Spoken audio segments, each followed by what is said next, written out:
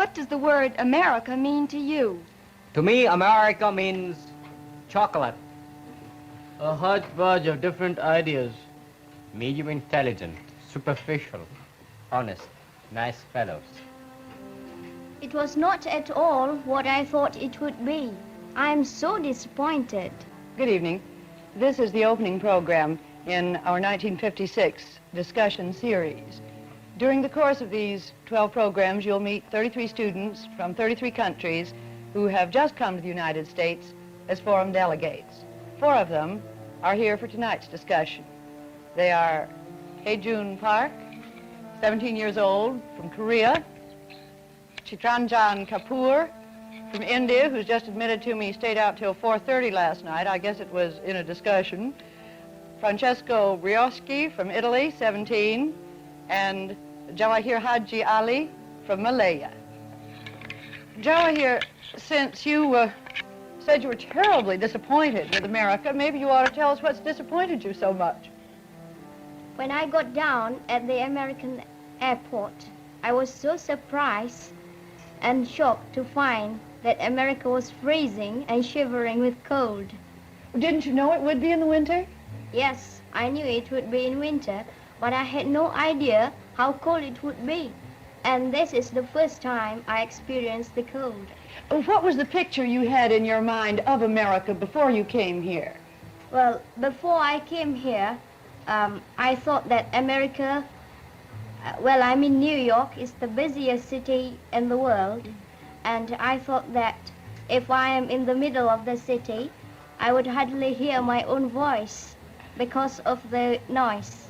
It hasn't been quite that bad? Yes. But you surely didn't expect to see flowers and trees in January, did you? Yes, I did at first. I thought surely there must be some flowers.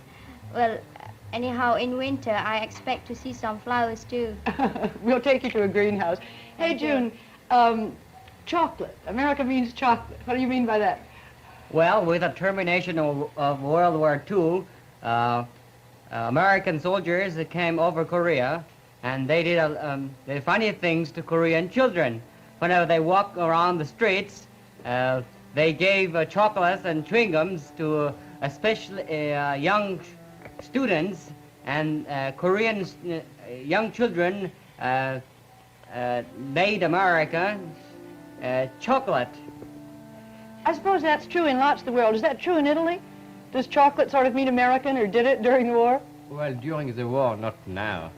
Well, now you'd better explain some of those other things you said America meant to you, Francesco. Well, not to me, to my country, or not to all my country, or a part, naturally.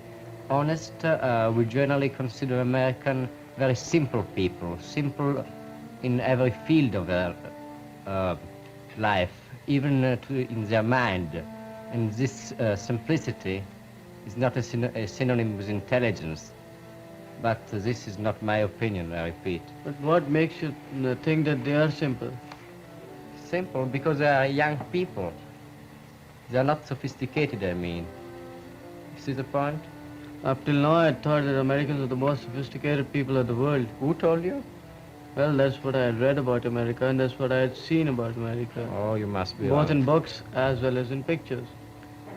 Well, you know, I don't say the lack of sophistication is a bad thing, but sophistications come with the years, you know, and Americans have only 4th century behind them. Don't you think so? Well, I still persist that Americans are the most You sophisticated what? people of the world. What were some, excuse me for interrupting, what were some of your meanings when you said America to you is a hodgepodge of different ideas? Well, it was a hodgepodge of different ideas to me because I didn't know much about America. I knew a bit of its geography, a bit of its topography, and I had read a bit of its history also. I thought that Americans were rich people, and they are rich also, but not all of them as I had thought. That's all I think. What makes you think that American people are rich? Well, that's what I had heard about them, and that's what I had read about them. Do you mean you heard about them from radios? Or Yes, from people who came from Radios America? from people who had come from America, from newspapers, books, and many other things. Oh, I see. You know, in Italy, we all think about the Uncle Tom or Uncle Sam or something of the kind. Uncle And Sam, you're right. Yes, oh, possibly. And we all think American are millionaire just like Rockefeller or Ford. But now I think that the amount of Italian millionaires is superior to that of the American millionaires. But the media, well, of the American people naturally is richer. I wonder if you and Hei-jung have gotten your ideas about America in the same way. There are American soldiers in Italy, and of course American soldiers in Korea. Would you say your first impressions of America came from the soldiers that were there? I haven't seen a single soldier, I'm so sorry. You didn't. How about you, Hei-jung? You have. Well, I've seen American soldiers when the Second World War ended. And it was my first time that I saw American foreigners in my life, and they looked very strange. They tall, and they were very thin, and they were well armed. Well, what? Armed. But since then, how have your impressions, what has helped you get an impression of America since the war? Any books, pictures, what? I read quite a few books about American history and its peoples. So I read books, informational books about the United States from the USIS.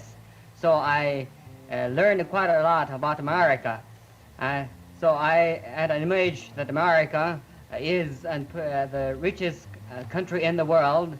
Their peoples are very generous, and they worship Christianity more than any other nation in the world. For just a moment, please, about your Christianity.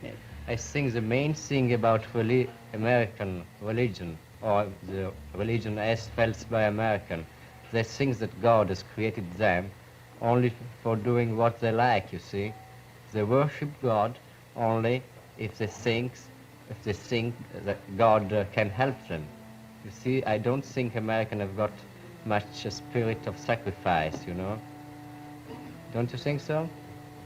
I don't understand the spirit of what? Of Sacrifice? sacrifice. What does yeah. it mean by that?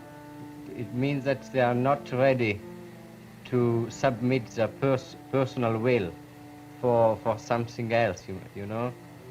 Well, in Korea, see, especially during the Korean War, the poor were assisted greatly by the missionaries and American soldiers and many other private groups, such as KCAC, Korean Civil Assistance Command. That is actually a military. Oh yes, but you know, in the exterior manifestation, Yes. they are generous. But I don't know if they are generous with themselves.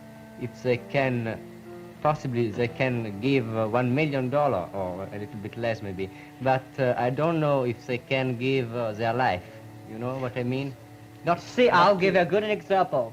During the Korean War, Yeah. 300,000 American soldiers were killed, and they sacrificed their lives with $1,000. And then do you know about India? Since independence, they have given us about $500 million of money up till now, and that has helped. Yes, I know money. Also Hitler's have given a lot. Then how do you say they're not generous? I think Well, they are the. explain it to if you. not the most, they are one of the most generous people of the world. You know, the most important generosity is the sacrifice of one's own life. I don't mean to die for the I country. think America is the only country in the world which has sacrificed more than any other country. In World War II and World War I, they sent hundreds of their sons to Europe and to other places who fought and died these great sons of a great country died fighting a great cause. But Chitranjan, are you representing now the typical Indian opinion about America? How would you say Indians today really think about Americans? The Indians think that Americans are very rich people and they have a lot of money, which they can give just for a word. If you agree with them, they'll give you anything that feel like it. And then we also feel that previously they were very anti-colonialistic. They helped every country in the world in its fight for independence. Same it was for India, even for the Philippines. But recently the Dulles and the Kuna statement has given rise to great anger and sorrow in the hearts of the Indians. What Dulles statement do you mean, Chitranjan? The statement in which Mr. Dulles, Secretary of State of the USA, said that Goa was a province of Portugal and not a colony as it has been understood for years up till now. That really caused quite a lot of adverse public opinion in India. Oh yes, it did, certainly. Would you say that the Americans or the British are more liked by the Indians? Well, so long as the question of liking goes, the sophisticated class like the Americans, maybe because they see them in films or even they go outside, they know they're very hospitable people and all that. But Americans, they want India to be wholly on their side, which Indians are not and will never be, because it's a historical and a geographical fact that India is nearer to Russia and to China than it is to the United States. And you raise the question of UK. Well, you know that the UK was our sort of master for so many centuries, and still now we have quite good relations with them. Even, I may say, that better relations than we have with America. That is because they have seen what Indians are, what type they are, what they like and what they don't like. And one adverse experience will not make them commit another one. They've already been pushed out of India, and they know that if they try it again, it won't do any good. So they just don't try that same thing again. While Americans, they haven't had so much experience with India. That's the thing. I'd like to come back now, Francesco, to some of the points you made about America in your opening. You said they are superficial, medium intelligent. Yes, I did. This is the general Italian opinion about you, I'm sorry to say, and I'll be glad to change it as soon as possible. And for instance, medium intelligent, I mean that they've got a Reader's Digest mind. You know, this superficial kind of optimism. What exactly do you mean by Reader's Digest mind? Have you ever read this paper? Oh yes, plenty of them. Well, I've been a subscriber to the Reader's Digest for quite a number of years.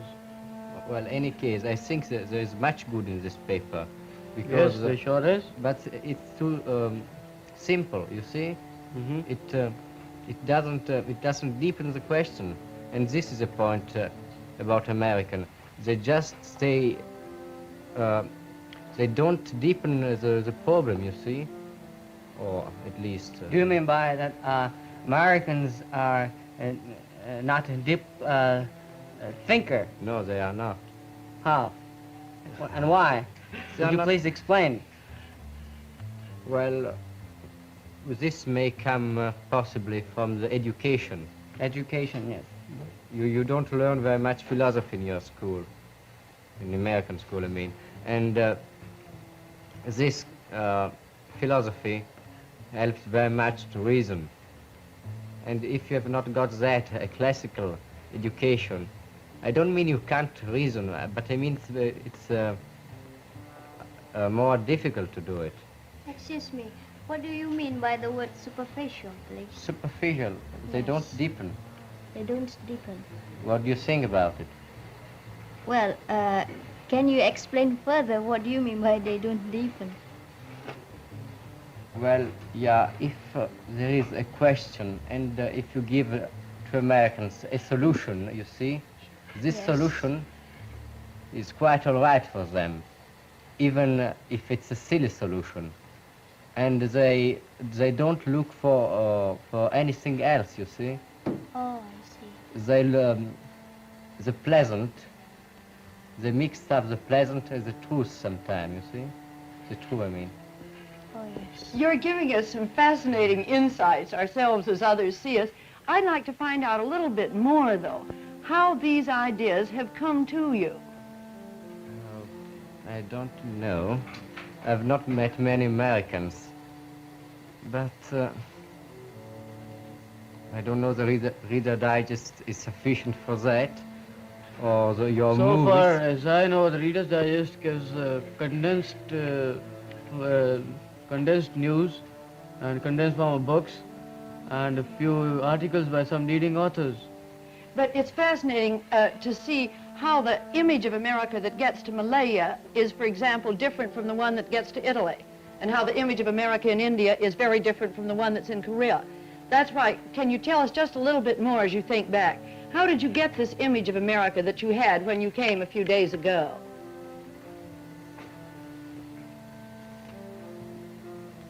As I had a lot of American friends in Korea, I thought America was a very nice place and well modernized and self-supporting nation in the world.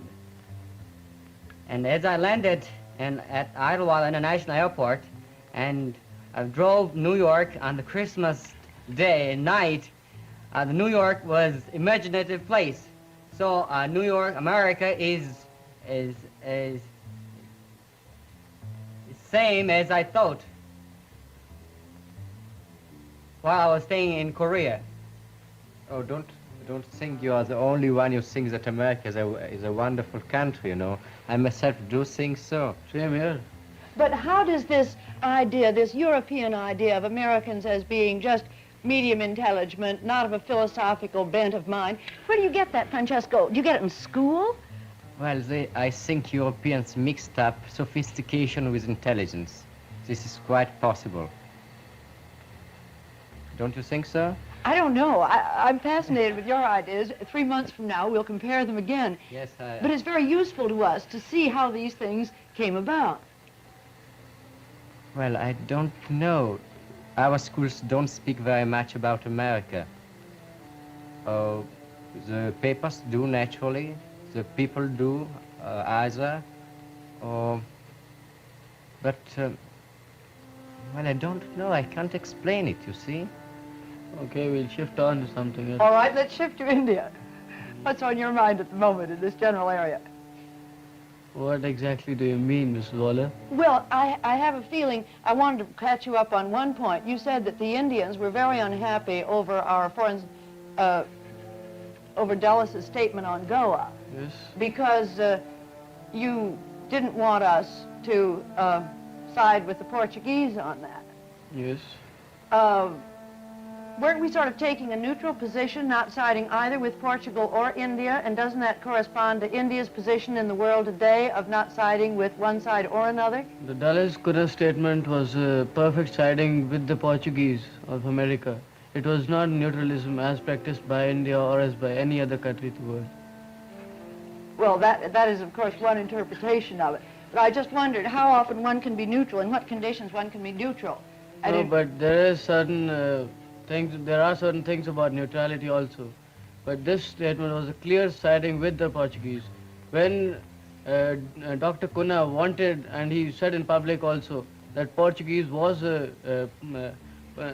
Goa was a Portuguese province, but it is not. It has been a colony for quite a long time. And Mr. Dulles goes on and agrees that it is a Portuguese province and has been since generations. You feel that this did affect Indian public opinion quite a lot. Oh yes, they have lost much ground since that statement has been issued. Were you still there when Khrushchev and Bulganin came to India? Oh yes, I was, and I was one of those who saw them riding in triumph in the streets of Delhi. Oh, you must be a lucky boy to see them. Do you want... Sorry. Because it's really very difficult, you know, sometimes to meet some great people. Well, I'm not the least interested in Bulganin. He must be a stupid fellow as many others, you know. Well, that's a matter of opinion, but I think if he's the Prime Minister of Russia, he's a sufficiently I'm big so man for me to see him on the streets. And I don't mind traveling 10 miles even to see, even 100 miles to see a fellow like him. No, stupid was not the right word. I mean, Never I mind, meant no, it has because been he said must- and it has he- been recorded, never mind. Yes, he's surely very intelligent. Excuse me. I think you met the Premier Bulgarian. I didn't exactly meet him, I saw him. You saw him, and would you please tell us how he acted while he stayed in India? Well, his actions were quite good, they're perfect, but he took some little undue advantage also of his stay out there and criticized the West, which we in India did not want him to do. And don't you think he gave a great opportunity to a local communist to get strength in India? Well, it could have been used by the communists, but the communists themselves are now quite in favor of the Congress. Are there many communists in India? Well, see, in our parliament, there are out of 500 members, about 50 are communists. In Parliament? Yes. Are they In a Indian national parliament. communist? Oh yes, all of them are Indian. Naturally, to stay in India. But let us come back to what do you think about American? What do you think, for instance, about American honesty? Francesco, may I ask one question before that? Would you like to compare the reception given to Khrushchev and Bulganin by the people of India with the reception given to English or American visitors who've come to India?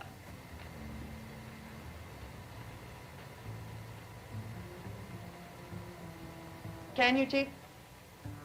Yes, I can compare it because, see, up till now, the biggest man of America who has visited India has been Secretary Dulles.